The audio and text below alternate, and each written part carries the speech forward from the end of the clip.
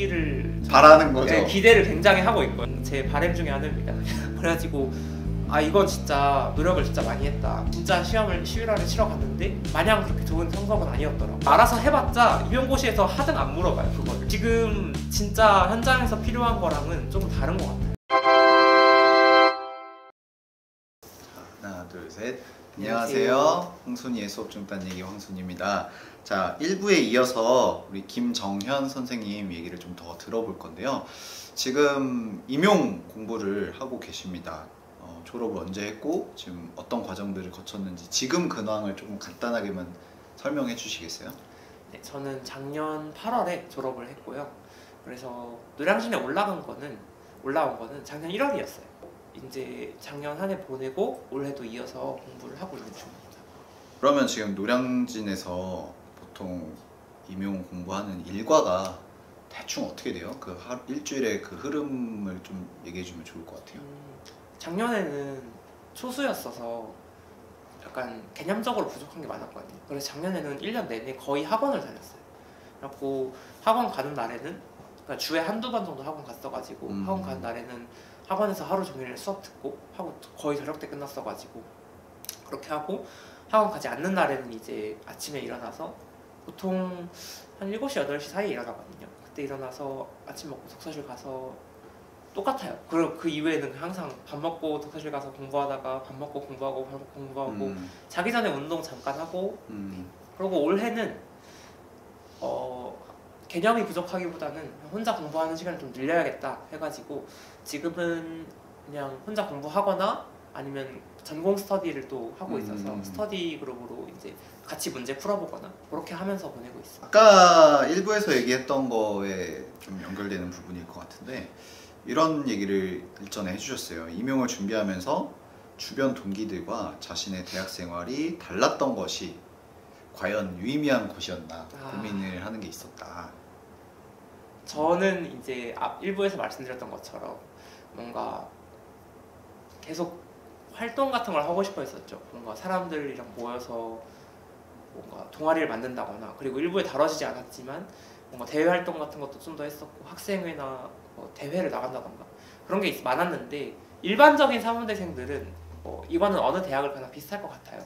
대부분 수업을 듣고 예습 복습하고 그리고 뭐 시험 기간 되면 시험 공부하고 학년이 올라가면 이제 슬슬 임용 준비하고 그 고등학교에서로 예시를 들면은 정시 준비하는 거랑 진짜 비슷해요. 그렇죠? 그런 느낌인 것 같아요. 정말 비슷해요. 정기고사가 내신이고. 네, 그렇죠, 맞아요. 정시를 향해서 장기적으로 이렇게 준비하는. 정시인데 이제 원서도 딱 한 장뿐인. 그것도 합불 딱 그러니까 추가 합격도 없이 그냥 합불 한 번에 결정되는. 그거랑 진짜 비슷해서 그냥 학년 올라가면은 그냥 교재 계속 풀어보고 그러고 기출문제 풀고. 근데 그게 임용을 위해서는 그게 조금 더 효율적인 것 같더라고요. 그러니까 쉽게 비유하자면 나는 되게 학종스러운 사람인데 지금 정시를 준비를 했어야 됐나? 약간 이런 부분에 대한 생각도 드는 거죠. 맞아요. 근데 사실 이 얘기는 답이 없는 얘기인 것 같아요. 근데 막상 뭐 1학년 때부터 그렇게 정시를 막 준비한다고 정시가 꼭 잘 된다는 것도 아니잖아요. 그것도 맞죠. 그리고 그런 학생들이 대학을 실제로 진학했을 때 그 학과 생활의 만족도나 뭐 거기서의 퍼포먼스나 이런 것들이 실제로 학생부 종합전형이 평균적으로 조금 더 높거든요. 만족도나 어떤 질적인 결과물이. 근데 마찬가지인 것 같아요. 임용이라는 과정들이 되게 공부를 길게 하는 과정 속에서 맹목적으로 하는 경우랑 나름대로 교육에 대한 어떤 고민과 꿈을 갖고서 그걸 거친 다음에 그래 이 과정만 어떻게 해내보자 라고 해서 교사가 되었을 때의 교사가 된 어떤 내적 성숙도나 준비도는 저는 거기서 좀 차이가 있을 거라고 생각은 들거든요. 차이가 있기를 바라는 거죠. 네, 기대를 굉장히 하고 있고요. 그래갖고 제가 교사가 되면 꼭 해보고 싶은 연구 중에 하나가 그 추적 연구를 좀 해보고 싶거든요. 이렇게 두 가지 집단 해가지고 이렇게 쭉 우직하게 임용만 한 사람들과 그리고 아무래도 여기가 좀 표집하기 쉽겠죠. 여기가 가장 노멀한 케이스니까. 아니면 이제 막 이것저것 하다가 본인처럼 그거를 좀 이렇게 교직 한 5년 차 정도까지는 5년 이후로는 의미가 없을 거예요. 초반 몇 년까지 이렇게 추적 연구를 해보고 싶은데 제 바람 중에 하나입니다. 그러니까 이것도 쉽게 비유하면 정시 출신의 대학 생활과 학종 출신의 대학 생활이 어떻게 다른가처럼. 네. 근데 그 차이도 정시랑 학종도 새내기 때만 유의미해지지. 그쵸. 취준생 되면 다 똑같거든요. 똑같죠. 네. 이런 생각을 할 수밖에 없는 이유가 결국에 이제 임용 공부 과정 자체가 갖고 있는 속성 때문인 것 같아요. 그래서 임용 공부가 1차, 2차 둘 다 말하는 건데 학교 현장이랑 어떤 괴리가 있는 것 같은지, 물론 이제 뭐 현장 경험이 풍부하고 이런 건 아니지만 교육에 대해서 고민을 많이 해본 입장으로서 제가 되게 좋아하는 비유 중에 하나인데 이거 온도감으로 비유하는 경우가 있더라고요.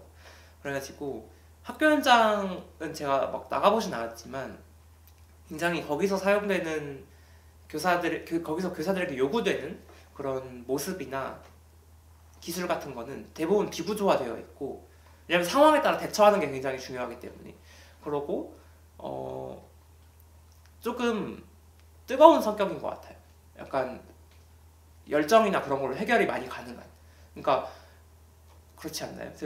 뭔가 약간 지금 저 교육학 원서 펴서 김정현의 온도 모델, 학교 현장을 이해하는 온도 모델, 약간 이런 거 이렇게 도식화된 그런 거 보는 기분인데. 그러니까 지금. 이게 막 정확하게 매뉴얼이 딱딱딱 있다기보다는 그쵸. 일단 내가 이걸 해야겠다. 예를 들어서 내가 이 학생을 어떻게 도와야겠다라는 마음가짐에서 시작해서 이걸 찾아가는 식으로 그쵸. 교사들이 업무를 하는 거지. 뭔가 이때는 뭐 학생 유형이 정해져 있고 이렇진 않다고 생각했거든요. 근데 임용고시에서는 평가를 해야 되기 때문인지 모르겠지만 정말 모든 게 딱딱 정답이 정해져 있고, 심지어 그 교육학 논술마저도 모범 답안이 있고 틀이 있잖아요. 네, 그 틀이 있잖아요. 완전 그 표현까지 정해져 있잖아요. 심지어.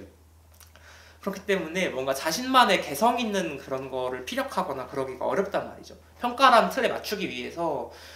그렇기 때문에 정해진 정답을 완전 숙달하는 게 훨씬 높게 사는, 그런 걸 높이 사는 시험이라서 그게 약간 임용고시와 학교 현장에서의 차이지 않을까. 그래서 임용고시는 조금 차갑다라고 저는 생각을 하는 편이고, 학교 현장은 반면에 훨씬 뜨거운 온도감이지 않나. 본인이 나중에 임용 제도에 대해서 좀 손보는 위치까지 가면 좋겠어요. 저는 사실 그런 게 꿈이었거든요. 저도 조금 있긴 하지만 그런 게 꿈이었는데 어떻게 보면 그런 거는 임용 합격하고 나서 뭔가 조금 더 많은 과정들을 거친 다음에 하면 조금 더 설득적이지 않나 이런 생각도 들고. 맞아요. 그래서 아무튼 좀 공감하는 부분이 많습니다. 근데 이제 그런 어떤 수고로운, 정말 그 기본적으로 어떤 틀 안에 맞춰서 교육에 관련돼서 문제를 체계적으로 바라보는 역량이 기본적으로 갖춰져야 개별적인 교사로서 또 성장할 수 있는 받침대가 되지 않나라고 억지로 이해를 해보려고는 좀 하는 게 필요할 것 같기도 해요. 그렇지 않으면 사실 공부 자체에 대해서, 임용 공부 자체에 대해서 동기부여가 되기가 좀 어려우니까. 맞아요. 그리고 한편으로는 어떤 분들은, 제가 이거 관련해서 인터뷰도 되게 많이 하고 그랬었는데 책도 썼으니까, 근데 이제 어떤 분들은 이 어떤 수고로움의 과정, 그러니까 마치 수험 생활이죠. 수험 생활을 겪어내서 그 어려운 고난을 이겨낸 그 경험 자체가 인생의 자산으로서 학생들한테 또 동기부여를 줄 수 있는 힘이 된다고도 하더라고요. 그 다음에 또 써주셨던 게 임용과 관련해서 노력과 능력에 대한 착각, 요 얘기를 해주셨는데 이게 무슨 얘기일까요? 노력과 능력에 대한 착각. 이게 조금 조심스러웠던 게 약간 주제에서 벗어나나 이런 생각도 있었고, 조금 어둡나 이런 생각도 있었어요. 여기는 다양한 얘기를 하는 곳입니다. 네. 제가 이게 교육 오피셜도 아니고. 네. 제가 작년에 굉장히 많이 했던 생각이 뭐였냐면, 공부를 하면서 저는 대학 생활을 남들과 다르게 했다고 스스로 생각하고 있었어요. 남들이 볼 땐 또 어떨지 모르겠지만. 그래서 남들과 다른 결과도 내고 싶었어요. 사실 과정이 다른 것도 좋지만 그렇게 해서 결과적으로 어떻게 됐느냐도 굉장히 중요하잖아요. 그렇기 때문에 그러면은 남들과 다른 결과, 합격이죠, 쉽게 말해서. 그렇게 대학 다니고 합격을 하면은 정말 좋겠다. 그래가지고 결과가 특별하려면은 과정부터 특별해야 된다는 말이 있잖아요. 그래서 뭐 어떻게 해야 될까? 근데 저는 임용의 관점에서 보면은 그렇게 특별한 사람이 아니었거든요. 왜냐면 뭐 성적이 좋았던 것도 아니었고, 그러고 막 어떤 과목을 특출나게 잘하는 것도 아니었어서, 그러면은 내가 지금 성적이 특별하지 않은데 어떻게 하면 합격이란 특별한 결과 얻을 수 있을까 생각을 했다가, 당장 내가 할 수 있는, 특별하게 만들 수 있는 게 뭐가 있을까 해보니까 노력을 많이 하면 되겠더라고요. 노력을 많이 해볼 수 있겠다. 그거는 진짜 그냥 엉덩이 싸움이니까. 그래가지고 제가 작년에 막 공부 시간 재는 어플 이런 거 있잖아요. 그런 거 친구들이랑 해가지고 제가 가장 많이 할 때는 9월달 이때쯤에 9월에 한 하루에 14시간, 15시간 정도 했었어요. 주에 한 90에서 100시간 정도. 그 정도 하고서 물론 그 전에도 14시간, 15시간까지는 아니지만 꾸준히 많이 했었고. 그래가지고 아 이건 진짜 노력을 진짜 많이 했다. 물론 그렇게 하면서도 성적이 학원에서 모의고사 이런 거 치면은 성적이 마냥 뜻대로 잘 나오진 않았었지만 그래도 이렇게 노력을 많이 하면은 뭔가 좋은 결과가 있지 않을까라고 생각을 기대를 하면서 스스로 그러면서 이제 진짜 시험을 11월에 치러 갔는데 마냥 그렇게 좋은 성적은 아니었더라고요. 그래가지고 그러면서 저 스스로를 돌아보면서 제 주변의 사람들을 좀 보게 되잖아요. 근데 쉽게 말하면 이런 거예요. 쟤는 나보다 열심히 안 한 것 같은데 쟤는 나 독서실에 있을 때 놀러 다니고 뭐 친구들 만나고 그러던데 쟤는 1차 붙었네? 쟤는 최종도 갔네? 이런 거 보면서 그러면은 이 시험은 어떤 시험이지? 그러니까 제가 약간 착각하고 있었던 게 뭐였냐면은 사람들은 노력을 하면은 이게 이명만 놓고 봤을 때 노력을 하면은 응당한 결과가 나올 거라고 기대를 하는데 왜냐면 노력은 자기가 하는 거라서 거기에 눈이 멀거든요. 내가 이만큼 들여서 내가 이만큼 손에 봐가면서 했으니까 이거 나와야 돼 이런 결과가 그만큼 나와야 되는 거 아니야? 라고 기대를 하기 마련인데 사실 모든 시험은 어느 시험이든 안 그렇겠냐면은 잘하는 사람을 뽑기 때문에 많이 뭐 한 사람을 봐주지 않거든요. 많이 한 사람 뽑는 게 아니라 그쵸, 잘한 사람 잘한 사람 뽑아야 돼요. 그래서 애초에 그 사람이 잘했으면은 그 사람 뭐 얼마나 했든지는 별 관심 없이 잘한 사람들만 이렇게 먼저 위에서부터 잘라서 데려가기 마련이잖아요. 그래서 저도 거기서 되게 상실감이 컸었고 그래서 이제 고민을 좀 했었죠. 작년 공부 끝내고 올해 들어가기 직전에 어떻게 하면 잘하지? 이 고민을 많이 했었어요. 근데 저는 이런 얘기를 지금 교사가 된 시점이 아니라 이 시점에 한다는 게 되게 사라와 연배에 비해서 되게 자존감이 높은 것 같고 그런 것들에 기반은 여러 경험 속에서 기반했던 것들이 아닐까 싶어요. 그러니까 제가 어떻게 보면 뭐 억지로 그렇게 말하는 거라고 느낄 수도 있는데 대학 생활에서 여러 고민들 하고 주체적으로 뭔가 자신의 꿈에 대해서 여러 활동을 하고 경험하고 했던 것들이 이제 내적인 자존감 이런 것들을 해서 본인이 지금 임용에 대해서 냉철하게 받아들일 수 있는 상태가 된 거잖아요. 그냥 주저앉아서 이제 최초에 얘기 드렸잖아요. 기분이 좋다고. 보통 임용 공부하고 나서 딱 이 시점에 딱 이 겨울 시점에 되게 사람들이 우중충하고 이런 분들 되게 많은데 혹시 뭐 임용 이거는 뭐 그냥 재미로 하는 얘기라고 생각해 볼게요. 네. 그럼 임용이 만약에 본인이 이제 임용되고 나중에 막 되게 높은 직책에 올라와서 임용 제도를 건드릴 수 있는 정도의 위치까지 갔어. 그러면 임용 제도를 물론 다 장단이 있겠지만 임용 제도를 좀 이런 관점으로 손보면 어떨까? 혹시 아이디어 고민해 본 적은 있을 것 같은데. 많죠. 네. 임용 제도가 이랬으면 좋을 것 같다. 그냥 상상입니다. 상상. 교육학과 전공에서 평가를 배우잖아요. 이게 일반 교직에서 교육 평가가 있고 임용에도 나오죠, 교육 평가가. 근데 거기서 하는 것보다 훨씬 깊게 배우거든요. 그리고 훨씬 깊게 배워가지고 되게 다양한 평가 방법들을 배워요. 근데 이게 답변이 조금 전국과 관련되어질까봐 조금 조심스러운데. 전국? 정치적일까봐요? 네. 제가 그런 걸 표방하진 않지만. 네, 본인이 판단하세요. 상관없습니다. 이게 여긴. 네네네. 저는 그게 있었어요. 그러니까 임용고시는 물론 지금 1차 끝나고 나면 2차에서 이제 뭐 면접 이런 걸 보죠. 교직 인적성 면접도 보고 수업 시간도 보고 하지만 저는 그게 조금 부족하다고 느꼈거든요. 심지어 1차 내용학이잖아요. 내용학과 교육학. 근데 그거는 100번 양보해서 수학으로 예를 들면 수학이니까 그 수학적인 지식을 잘 이해하고 있어야 고등학교, 중학교 가서도 더 쉽게 가르치고 이런 맥락으로 저희가 전공 수학을 공부하는 거잖아요. 그렇게 하면 조금 납득이 되는데 저는 오히려 2차가 더 실망스러웠어요. 저는 제가 교육학과 복성을 했으니까 저희 수학교육과 동기들이 김정현 쟤는 뭐 많이 하니까 2차는 진짜 잘하겠다 그런 말을 했었거든요. 근데 제가 2차 작년에 한 달 정도 준비해봤었는데 되게 많이 보는 그런 교재들이 있잖아요. 시중에 2차 준비를 네, 그렇죠. 교재들 보면서 답변 틀. 답변 틀 진짜 답변 만능 틀 서론 본론 결론 딱딱딱 키워드 뭐뭐뭐 제가 쓰는 어디 교육청 쓴다 그럼 그 교육청에 뭐뭐뭐 이거 다 정해져 있고 이거 외우라 그러길래 에? 그래가지고 그런 게 너무 실망스러웠어서 심지어 수업 실현도 비슷해요. 수업 실현도 합격자 영상 막 여러 개 분석해주면서 이거 가져가야 된다. 무슨 도구, 무슨 발문. 그게 너무 그랬었거든요. 그래가지고 제가 그 시기에 제가 원래 예전에 대학교 한 2, 3학년 때쯤에 그 교원 양성 과정을 좀 공부를 하다가 교전원이라는 게 있다는 걸 그때 처음 알게 됐었어요. 21년도 그쯤에. 그래가지고 그때 당시 모델이 되게 제가 볼 때는 가장 그나마 괜찮아 보였거든요. 왜냐면은 그 양성 과정을 아예 석사로 올려서 그 한 2, 3년 동안을 과정을 평가하는 거잖아요.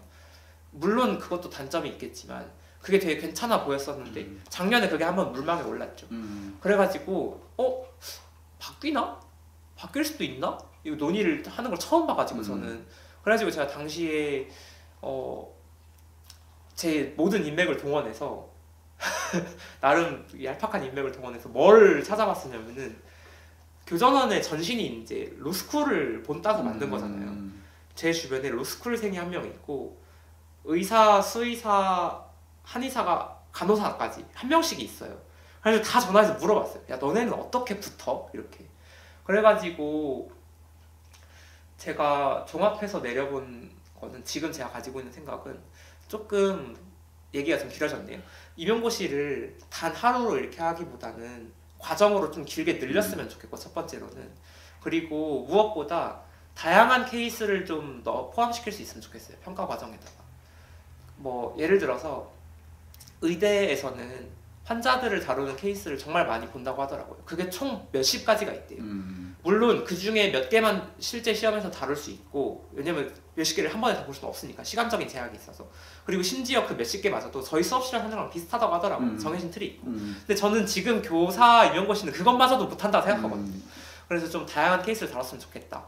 그리고 세 번째로는 본인이 자신만의 교직관을 다 형성할 수 있는 기간이 마련됐으면 좋겠어요. 이게 사범대학 내지는 교육대학원 교직에서 하는 기간 동안 하는 사람들도 있거든요. 알아서 하는 사람들이 있어요. 근데 그거 알아서 해봤자 임용고시에서 하등 안 물어봐요. 그거를. 그게 중요하지 않거든요. 지금 진짜 현장에서 필요한 거랑은 조금 다른 것 같아요. 그래서 이런 요소들이 조금 들어가면 좋지 않을까 하는 생각이 있습니다. 뭐 모르죠. 10년, 20년, 30년 뒤에 때는 정말 교사가 선발에 목매지 않아도 되는 어떤 수요 공급이 이루어진다면 만약에 뭐 지금 저출생 때문에 그럴 수 있을지 모르겠으나 만약 그럴 수 있든 지금 결국에 다 선발 때문에 그런 거잖아요. 맞아요. 선발을 해야 되니까 근데 이제 뭐 언젠가 그런 것들이 좀 보완적으로 더 개선될 수 있도록 높은 위치에서 좀 하는 거 제가 응원하겠습니다. 교사가 일단은 되고 싶은 거잖아요. 네. 그리고 이제 교사 이후에 진로에 대해서도 뭐 생각을 해본 게 있는 것 같은데 일단 어떤 교사가 되고 싶은지 물론 정말 수많은 언어로 표현할 수 있겠지만 네. 지금 생각나는 것 어떤 교사가 되고 싶은지 입시 때부터 쓰던 말인데요. 저는 사람을 남기는 교사가 되고 싶다고 이야기를 하거든요. 두 가지 의미가 있습니다. 이건 사람 남긴다는 게 교사니까 제자를 계속 받겠죠. 제자들이 와서 배우고 졸업하고 배우고 졸업하고 할 거 아니에요. 그럼 제가 제자들을 이 사회에 남긴다 이런 의미가 있고 그러니까 학생들이 올바른 사람으로서 성장할 수 있도록 해서 이 사회에 일원으로서 성장을 남긴다 그런 의미가 있고요. 첫 번째로는. 두 번째로는 그 개개인들한테 제자들한테 김장현이라는 선생님이 있었지 라는 그 저를 그들에게 남겨준다 라는 의미가 있습니다.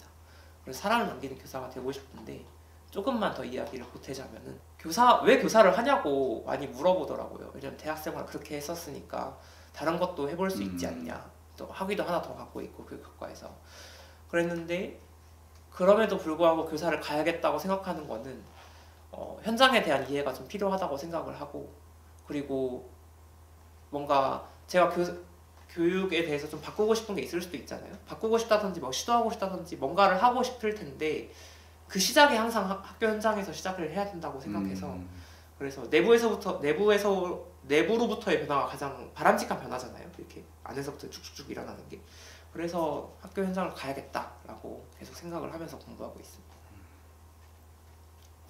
좋네요.